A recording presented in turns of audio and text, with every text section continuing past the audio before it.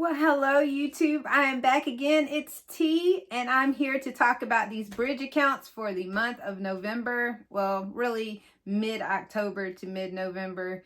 My last update was October 16th, so this is my update from there. Now, I probably should have waited because I do have one more deposit that's going into my Roth account. It went in yesterday, but it won't really appear until Monday. But I'm just going to go ahead and go over the accounts of where they stand now. It's been kind of a turbulent month for growth.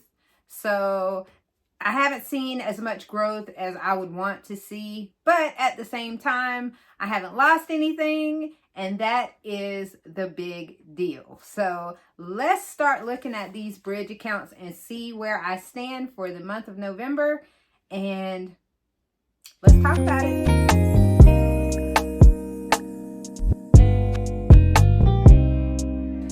Now, if you do not know what a bridge account is, let's just go over that real quick first. A bridge account is an account that you will utilize should you retire early, that will carry you in the gap from 50, whatever you retire, 40, 30, whatever. It will carry you to 59 and a half, which is, I guess, what you would call a 401k formal retirement age, where you can utilize the funds in your 401k without tax penalty. Now, there are some ways around that, like the rule of 55 and things like that, but this is just in general terms.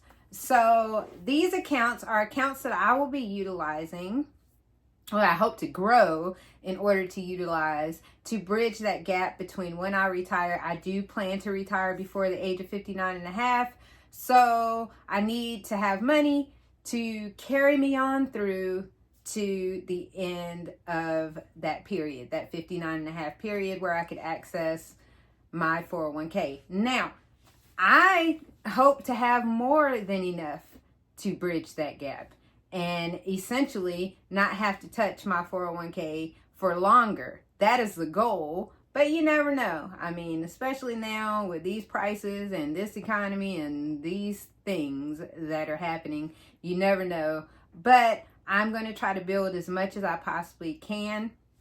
It's funny because when I went in to do my lump sum to my Roth so that I could take it to maxing out for the year, I was speaking with the personal finance guy there, and he's an advisor, so I can ask him questions about whether I'm on track, whether what he would do, blah blah blah. How do you feel about this? And he was stating that he was like, well, you're contributing. He was like, your 401k looks good. He was like, you're doing right there. And he was like, does your company offer a Roth 401k? And I'm like, yeah. I said I contribute to that too.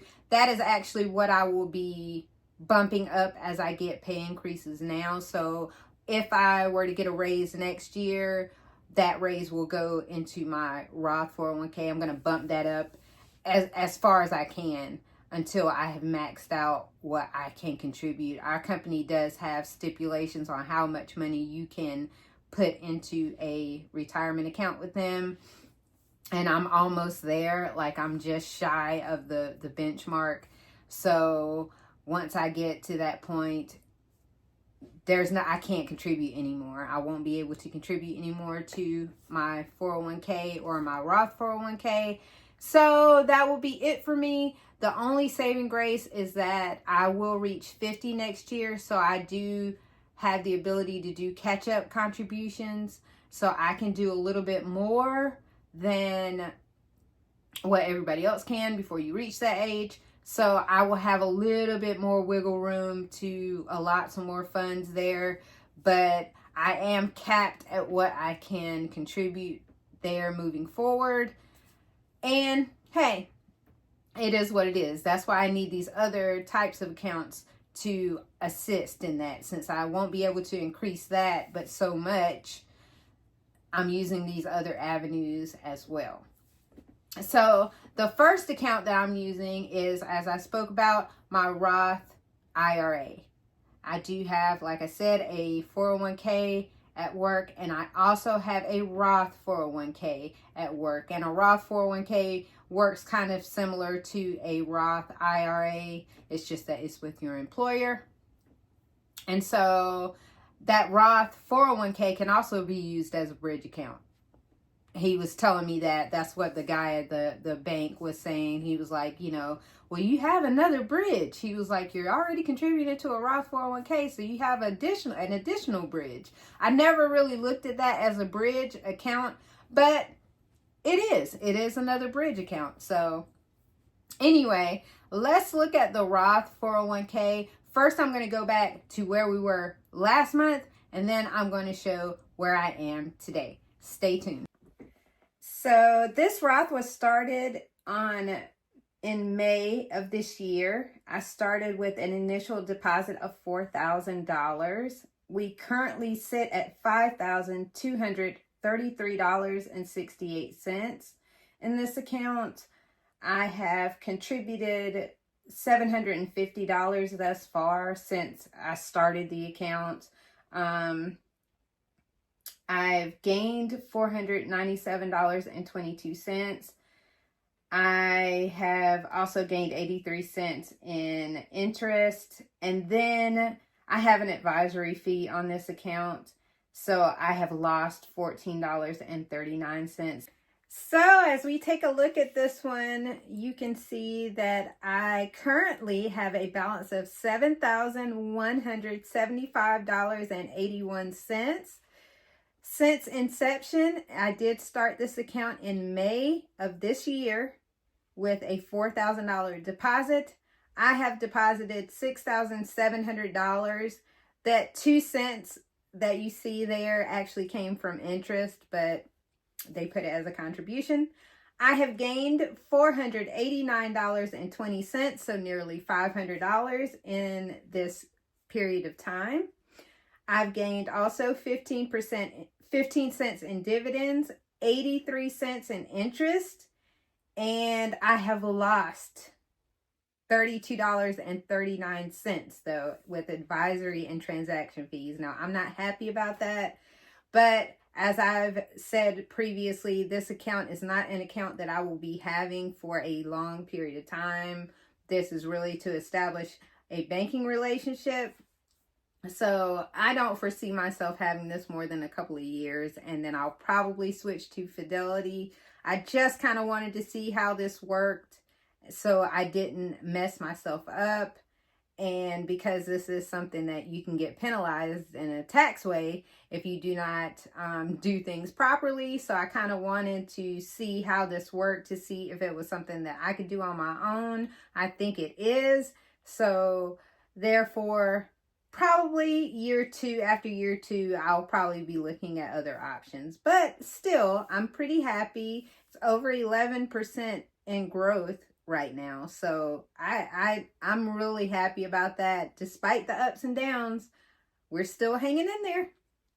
As the Roth was started, but this was a transfer from a stash account. I previously had this in stash, and I transferred over $6,200, but there was a fee involved in transferring the account, so they took $100, which left me with $6,100.35 invested.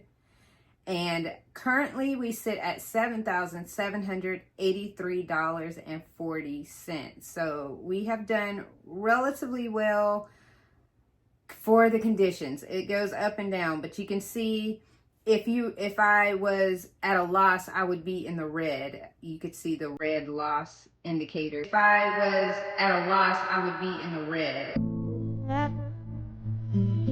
Seems like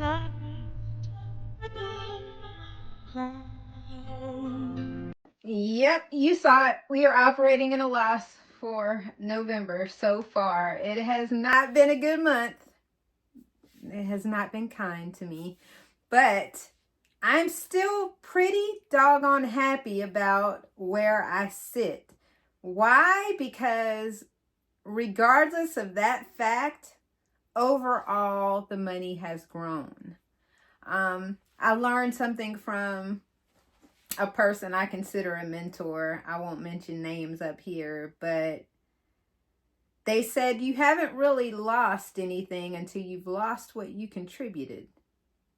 So I always try to look at the market in that way, in that until it starts eating at the funds that I personally contributed, then I can't call it a loss, because I haven't really lost anything other than gains in the market. So I haven't lost any of the money that I have contributed, and I still have an overall gain. So what have I gained in this account? Because it can get blurry when you see that red. It all gets hazy in your mind.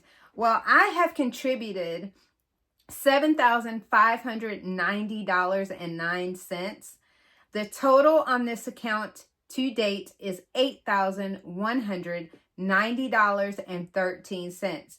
Now, 100 of that $8,190.13 is my most recent $100 contribution to this account. I have not allocated it to where I'm investing it yet. So I have actually contributed $7,590.09. I have also reinvested $92.74 in dividends. So overall, as I said, the total on this account right now is $8,190.13, which means I have gained $600.04 since the inception of this account.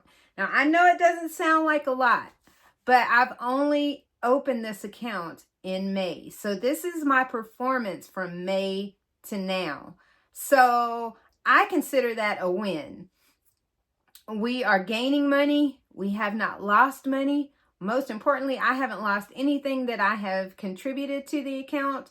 So in the overall scheme of things, I'm still winning. We're still at nearly 8% in growth. And I suspect that things will turn around a little bit toward the end of the month and toward the end of the year. So we should get a little bit more growth, and we'll be a lot happier to be out of the red. But you can't look at that 1 month and see that red and think overall you've lost money. You have not lost money. You have to look at the totality of what you've gained in the account, and I'll take that $600 for what? We're talking 6 months. So that means I've gained $100 every month if I look at it that way. Really, it's not the case. I've gained more in some months, less in others, but it's still a win. So I'm still happy, So my bridge accounts now combined have over $15,000 in them. I am stoked. I'm stoked about it. So if I can do that this year, let's see what I can do next year when I have an additional $1,000 that I can contribute to my Roth, because I turned 50 before the end of 2026. I can contribute an additional $1,000 to that account, and then I will try to contribute as much as I can to my investment account, and we'll get some growth, and we'll see where this goes. So you cannot be mad at having over 15K in these accounts. That one I just started in May, and one was a rollover from a previous account, but this particular account was started in May as well. So that is where we sit, you guys. I'm sorry I don't have my spreadsheet updated so I can show the differences. And of course, the bucket is gone. I did purchase a new car, so I used that money as part of my down payment for the car. And I'm going to actually show the car, the interior and outside. I've kind of shown some brief pictures, but I haven't really shown the car because my daughter hadn't seen the car yet, and I wanted her to see it first before I show, the World Wide Web. So I will be showing it so you can actually see it in totality and just have some fun with that, because I'm still overall very happy that I made that purchase. I will be paying that car off in a 3-year period. So if you love watching debt payoff journeys, watch this journey. Watch me work, because I'm already setting up to make my next payment. I have another small bonus coming in December. Our company does give Christmas bonuses, so I will get another bonus next month, and a portion of that will be used as a lump sum payment to the car. It'll probably be just one payment, one extra payment, but I don't have a payment due until January now, because I made that first initial payment. And that first initial payment, I didn't put it to principal only. I actually put it to make that first payment. I shouldn't have done that, but oh well, I did it. So I rolled over my payment to January. So I'm still going to be making payments. I actually made an interest payment today on the 15th. And I will make another payment on the car on December 15th. I will make another payment on the car, hoping to get it more to the $33,000 range at that time. So that's where I will go into, that's the balance that I will carry over into January. And then we're just going to start knocking this thing out. We're just going to start knocking it out and get it taken care of and out of the way. And that's one less thing I have to worry about. Don't have to think about a car for me, probably another decade or more. So, so that is where we are right now. I will be back with you guys soon. I hope you have a wonderful weekend. I hope you've enjoyed my bridge account update, and I will talk to y'all soon. Peace.